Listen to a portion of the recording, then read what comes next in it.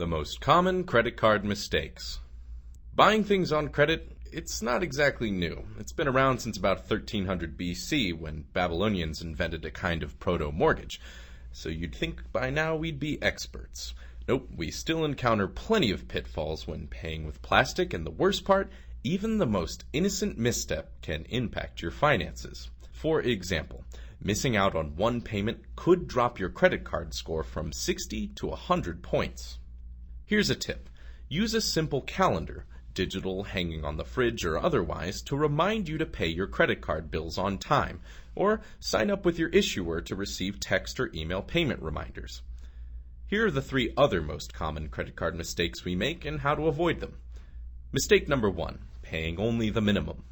Paying the minimum amount on your credit card bill satisfies your issuer, but it'll also stretch out the length of time necessary to pay off your debt, and how much you end up paying in interest. Fortunately, you can fight your debt on your own terms. Here's another tip. Pay a little bit more every month consistently, or better yet, pay off the entire balance.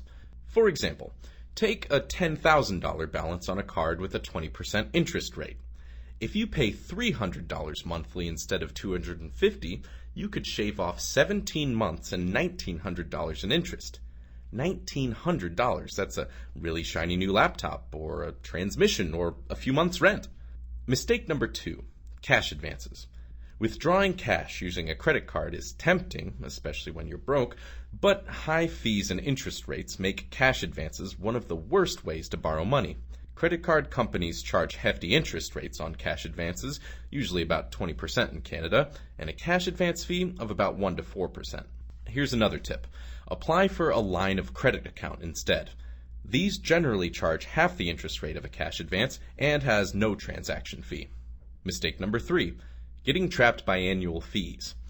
Most credit card companies offer rewards cards that give you rewards points, cash back, or airline miles, but if you read the fine print, you'll often discover 1, a hefty annual fee, 2, you have to spend an awful lot on your credit card to make these additional fees worthwhile, and 3, if you tend to carry a balance, any rewards you earn will be negated by interest charges.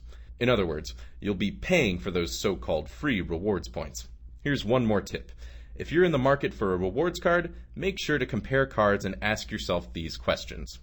1, are the benefits really exceptional? 2, will you definitely make use of the rewards or benefits offered? And 3, are the rewards easy to claim and use? So there you have it, the most common credit card mistakes. Be sure to check out our news page for the latest news and advice about credit cards in Canada.